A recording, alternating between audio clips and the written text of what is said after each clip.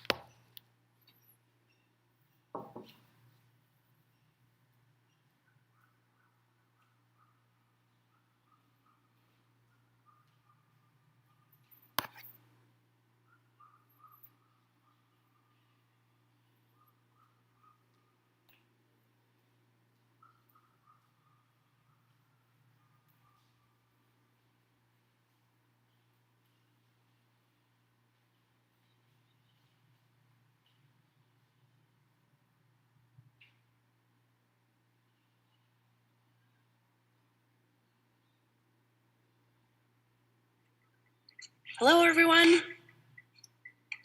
Welcome to class. I'm so glad that you're here. I'm coming to you today from Shavers Creek Environmental Center. This is my place of work, and I don't get to spend a lot of time here, and so I'm really delighted to be teaching from here today and sharing this space and this view with all of you. One of my favorite places in the world.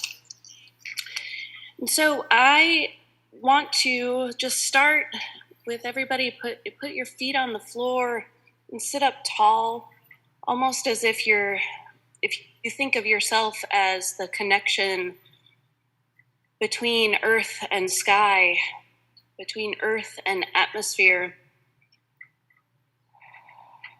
And take a couple of good, deep breaths,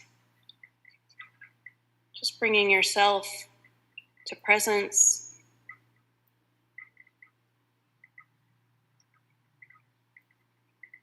Such a beautiful day to be celebrating our aliveness. So where we were last Monday was we were in the midst of a competition. Things were getting hot. Plants and worms and horseshoe crabs, insects, bacteria, owls. Who is superior? Who is superior in our competition? And yet, that was my question. And yet we can move forward and we talked about the fact that there is no solitary free living creature. Every form of life is dependent on other forms. The mites in our eyelashes, the bacteria in our guts are just a couple of those examples. And so as much as this can push us to be settled with this idea that we are interdependent on so many things. So how does that affect where we've been, the idea of dualism? So what happens all of a sudden when we start to question these pairs? What happens when we start to see and think about the fact that there's no competition? And so who is superior and inferior? Are we superior to plants, to worms, to horseshoe crabs and insects? Are we superior to owls and bacteria? What happens for you when you dig into this type of dualism? I'd like you to take 3 minutes in your groups, and I want you to talk about how this challenges you. How does this challenge you? If you are equal to a word, what happens for you when you expand this idea? So take 3 minutes and think about this.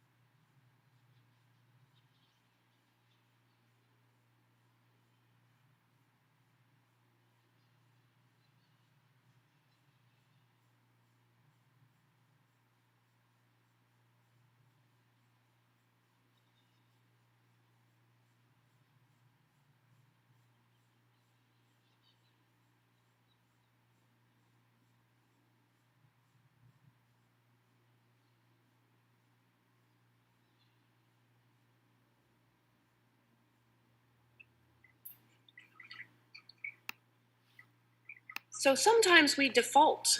It's pretty easy to default for me to thinking of myself as superior. And often that's happening somewhere in my head. Um, but then if I dig in and use all of my equipment, my gut, my heart, then sometimes I can see things differently. Sometimes that helps me to shift my stories and my beliefs.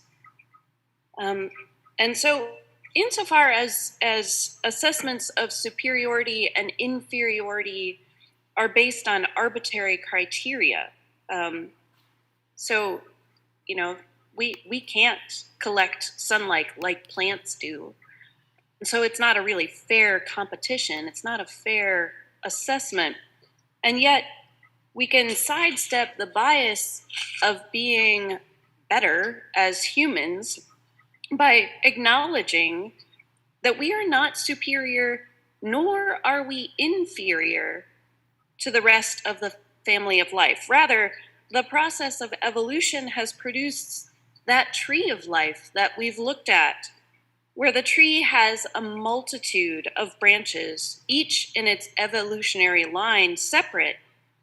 And the buds along these branches are the species that we're talking about, and many more that we're not. And so our species just represents Homo sapiens is one bud on those branches, no better, no worse than the millions of other buds on the tree's other branches. It's this totality of species, the vast range of life strategies and competencies, the ways that we have sensitivities to different things. That's what constitutes the magnificence and wonder of life on Earth, not the particular attributes of any one species. In the end, all of us, the fungi and the fern and the fish and the fox and us, we're all made of the same stuff, all unique intelligences, all interacting and fitting together like pieces of a dynamic tapestry.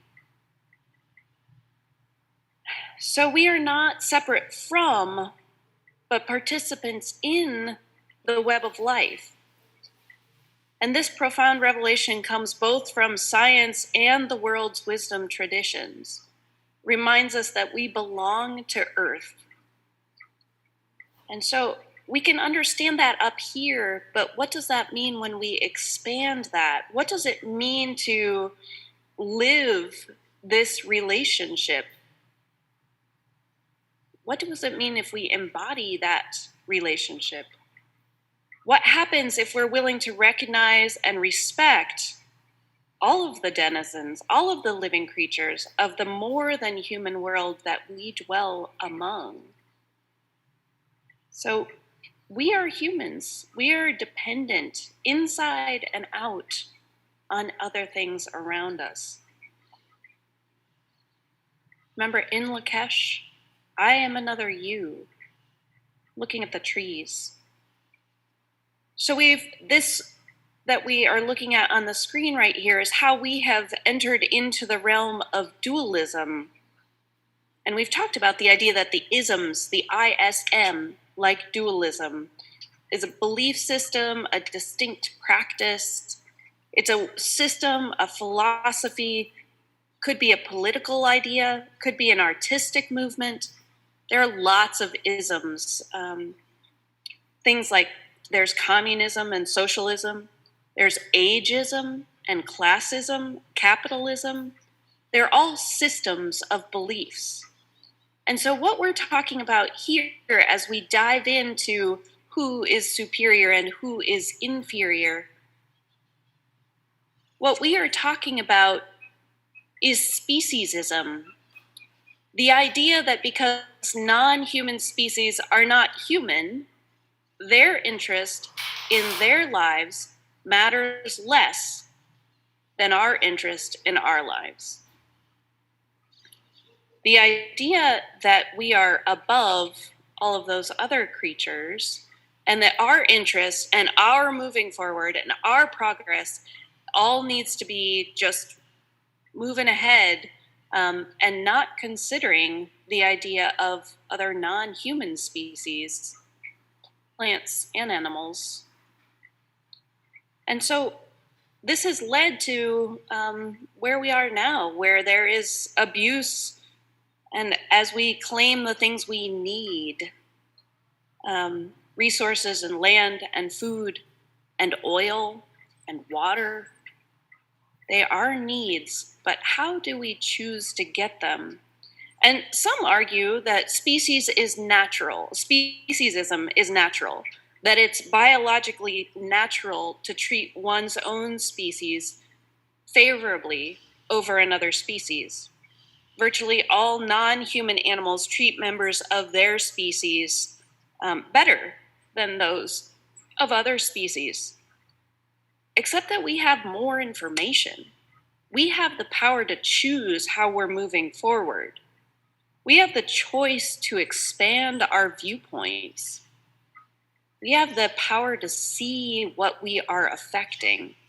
And so, this idea that speciesism creates a separation between us and other species, just as these words, racism and sexism, create separation. The equal signs here imply to me that it's that we choose separation by setting up our belief systems this way. And so, how does this play out then when we as humans are making progress and moving forward? How do we consider all of these isms, these belief systems? And so I'd like you to take 3 minutes in your chat right now to think about this. What are your thoughts on speciesism? What comes up for you when you think about the ways that we choose separation?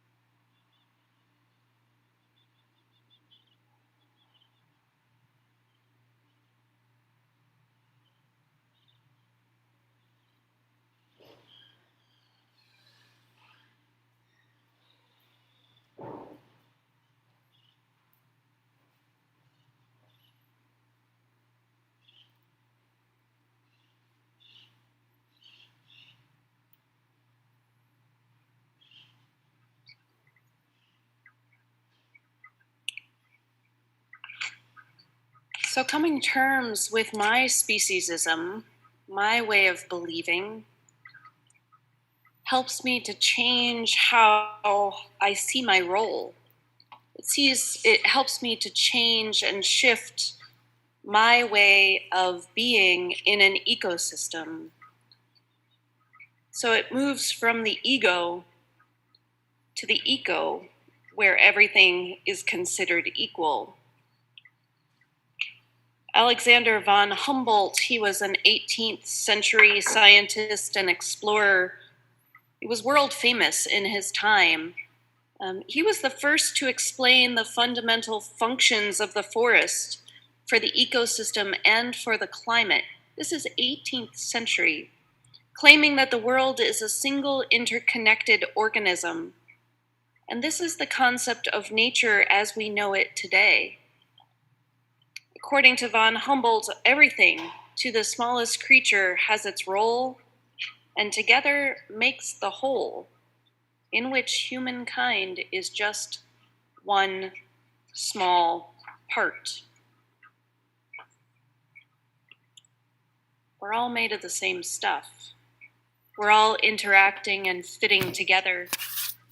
It's this totality of species, the vast range of sensitivities of species and individuals that constitutes the magnificence of life. There isn't one thing that is better than the others because everything, every one, has a role to play. And so with that, we're going to move now into the Unexam, which is happening, that's today. It's one of my favorite days. And so first, what the heck is an Unexam? Why is she so excited about that? Well, consider your association with exams, right? I know that a lot of you are having a lot of them right now. This comes to this midterm point, this very busy part of the semester where projects are starting to be due, and a lot of you are having a lot of exams. Exams, as I understand them, are intended to be a measurement of what you have learned. So that's cool. Maybe in some cases, I don't, but there's no place for that here in BISCI because what you have learned is different than what the other 11 people and your TA have learned in this class. And so there's no way to test this. What you have learned is extremely personal. And there's a lot of knowledge in this room. There are 469 of you taking this class. And then on top of that, we have 30 TAs who are teaching. And then Pedro and I hang out. And then the LCs, the learning coordinators, are around too. And so there's a lot of knowledge in this room, a lot of people who have learned a lot of different things. You've been writing and reflecting. You've been going through this process of discerning and figuring things out. We're growing into this place of understanding what it is to think about our thinking, metacognition. And it takes a while to get used to this. And so if you're still getting used to it, that's okay. It's often very new for people. But that's why in BISCI we offer the Unexam. And what that looks like is that it is not it's not the strongest of the species that survives, nor the most intelligent that survives. It's the one that's most adaptable to change. It's Charles Darwin. Oh, adapting to change is another way of looking at unlearning. Yoda said, "You must unlearn what you have learned." Unlearning is not forgetting. It's the process of coming to understand something in a different way. It's new, it may be that you've gained new information or maybe a new perspective on a previously held belief. Or maybe you've encountered someone or something that has shifted your way of seeing and believing. Robert Wicks says, we must be willing to sit on the edge of mystery and unlearn what has helped guide us in the past but is no longer useful. If you remember back to our origins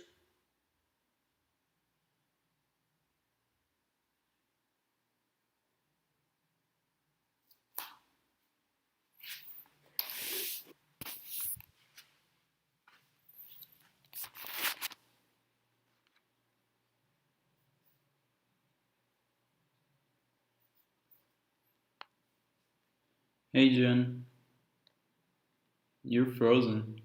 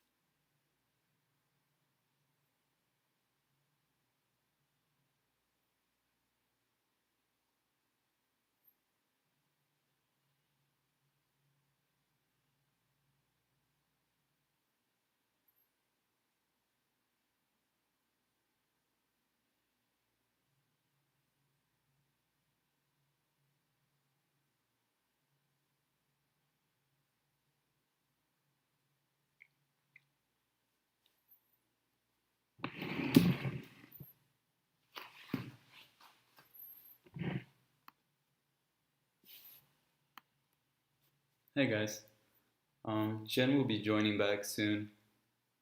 Hopefully, her Zoom just quit. But we're used to technical problems, and she's gonna be back soon. So she was talking about unlearning. Oh, there she is. I'm not gonna. Yeah, you take it away, Jen. Thank you. Thank you. I'm sorry about that. My Wi Fi disappeared. For these beliefs to shift. It creates stories for us, it creates ideas and experiences um, that, that might be just uncomfortable sometimes. And um, so what we're going to do today um, in this Zoom is, first of all, let me just make sure that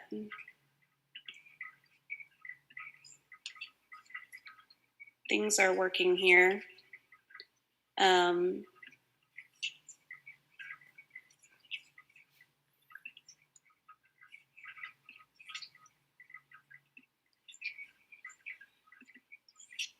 sorry.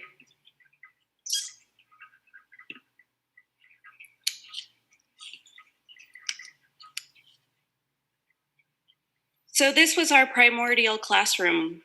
People sitting around a fire, telling stories, sharing experiences, expressing struggles. And this is how knowledge used to be shared.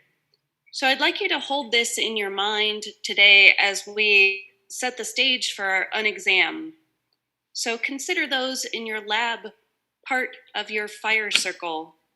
We've experienced many things since the semester has begun, and we're going to try to put some of these pieces together over the course of the remainder of class. So here we are. This is where we've been, this environmental science class. We've been asking, what is environment? What is science? Exploring the story of what it means to be fully human and fully nature and fully connected. How we are scientists, how we are environment, how we have the power to choose the way we are in the world. So in this unexam, we're going to reflect where we've been thus far in the semester, back to this slide that we looked at from our fourth class.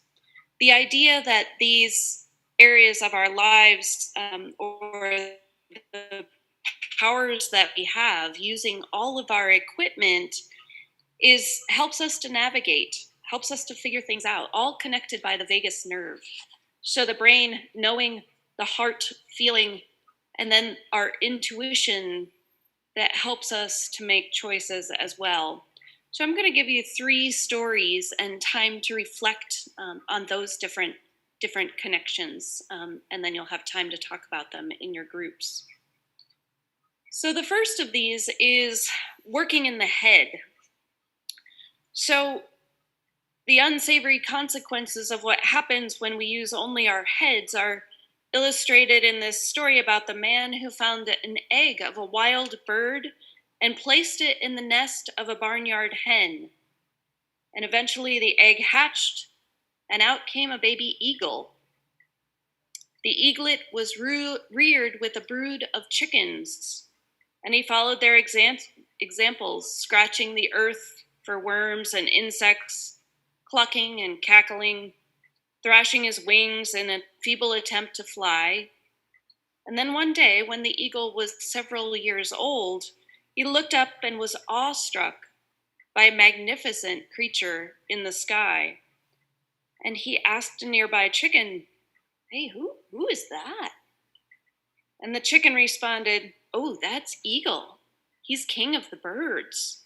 He's different from us. He belongs to the sky, and we, on the other hand, we as chickens belong to the ground." The barnyard eagle continued to live as a chicken until the day he died. Why? It's because he believed that's what he was. Might it be the same for us that our culture, including the education system, has conditioned us to see ourselves as only conditionally lovable, meant to spend our lives as robots when actually we are pretty magnificent beings, capable of things beyond our wildest imaginings? So I'd like you to process this idea of with this question in your groups. Wrestle with this for a few minutes. What's missing if we live just in our heads?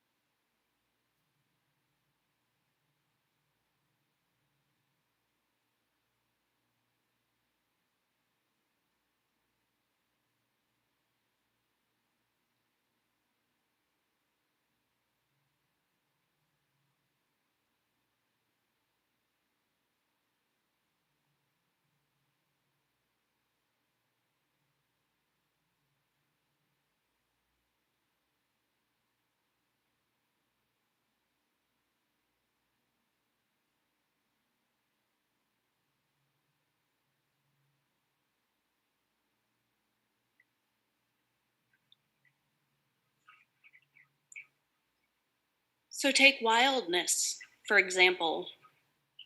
If you are human, you are an animal, a wild animal. Your wildness is just hidden below the surface, and it's part of what makes you human. It doesn't have to be hidden. Your heart harbors your indigenous self. We were wild animals for the first 50,000 generations of humans. So, can you access your innate wildness? If you're wondering what I mean, you might want to consider questions such as these. How playful are you? How sensuous are you? How erotic are you? How instinctive? How spontaneous? Have you ever given yourself permission to howl at the moon? How about hugging trees? Or swimming naked in a rushing stream? Sleeping under the stars on a mountaintop? Crying freely in public? Singing until your heart is bursting with joy? If you haven't let yourself do these things, then I suggest that you might be failing to use all of your human equipment. You might be missing out on what it means to be fully and abashedly, gratefully human. I want you to check out this video.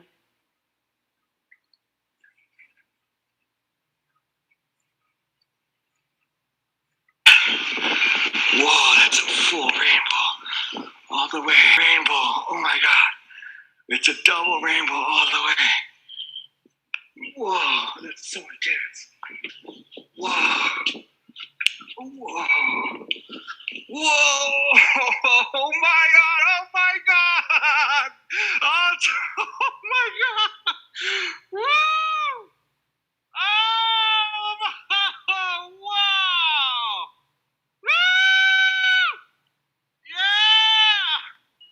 Oh, oh my, oh my God, look at that. It's starting to even look like a triple rainbow. Oh my God, it's full on. Double rainbow all the way across the sky. Oh my God. Oh my God. Oh God.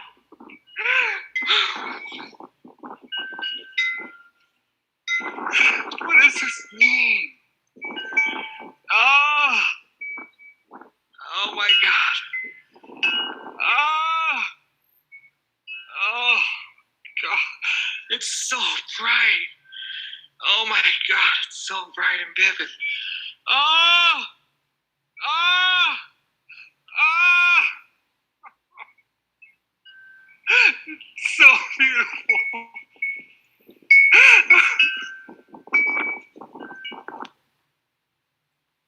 It's pretty great. It's pretty great. So I was curious about that video. I just wondered who was that guy, and so I looked it up. Let me find it for you. Oh no.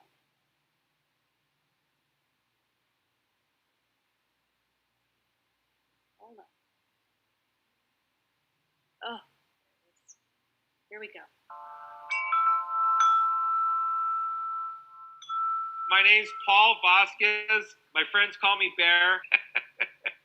Oh my God, it's full on. Double rainbow all the way across the sky. Oh my God. What does this mean? When the double rainbow came, I knew that something powerful was going on. And then I woke up July 3rd, 2010, and my email was full of messages from YouTube. So I read one of them, and it said, Jimmy Kimmel tweeted your video. You're so lucky. And I said, it hit. It's happening. A double rainbow. Double rainbow. The double rainbow guy. His freakout goes viral. I've lived here on the side of this mountain alone for decades. When you live alone like this, you connect to nature on a deeper level. When you can yell at the top of your lungs and no one cares or knows, it gives you a type of freedom that most people have no understanding of. Oh, wow! I was not on drugs that day. I had not done anything that day. I came to live in Yosemite in 1985 when I was 22 years old, and had been living there about 3 months when I decided that I never wanted to leave. A lot of people in the beginning thought I was camping. No, I'm sitting in the same exact spot that I was when the double rainbow came. The mountain that you see in the double rainbow video, I look at every day in my front yard. When I shot the double rainbow video, no one watched my videos, and that's gone. I'm never going to get that back. My YouTube channel is an expression for what I see and do in my life. I do it because I like to watch my own videos. It's fun for me, it's entertaining for me, it's my art, and it's my memory. It's a double rainbow all the way. Well, I was in the Microsoft commercial and the Vodafone and Smart Water. They all used me. They didn't use the video. There was never any thought that, yeah, I'm going to put ads on it. I turned down all that money because it's a video of God, most popular piece of work to humanity. It's like, here's my heart. Here's my best thing that I ever made. And you can have it for free.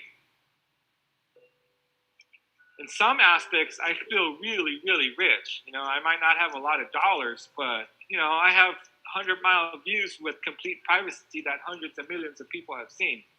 I got it pretty good, you know. I go to sleep when I want, I wake when I want, I do what I want. My life is my own. I'm not tied to an alarm clock or to a job. It's a beautiful way to live. You can't look at a rainbow anymore and not think about me. It's just the way it is.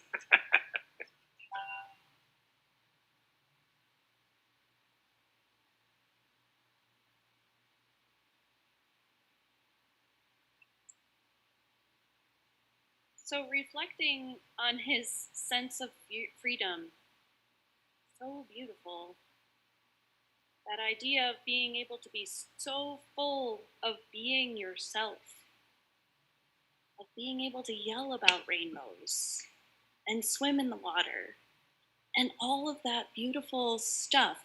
He said, you know, I can do it because I live on the side of this mountain by myself, and people don't get to experience this in other places. But why not? Why not? What would that be like? Take 3 minutes in your group now and talk about that.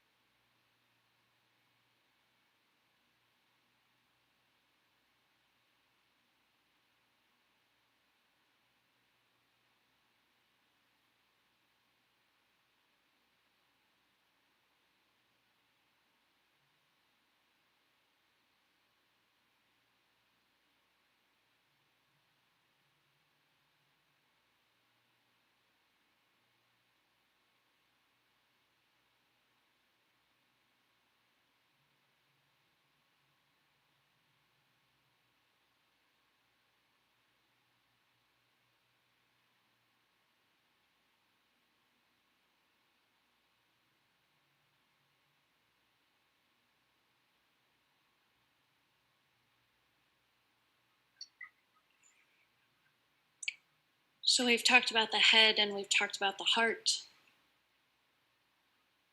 We also have, in addition to those realms, we have this deep, soulful, intuitive gut part that consistently calls on us to discover our identity and our destiny so that we might give the world the gifts that are uniquely ours.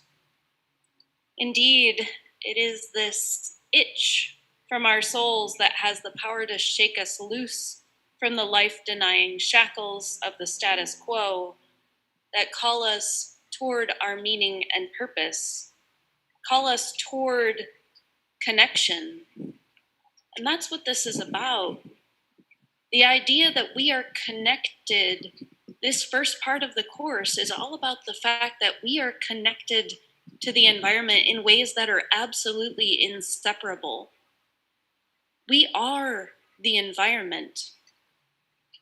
We are the earth.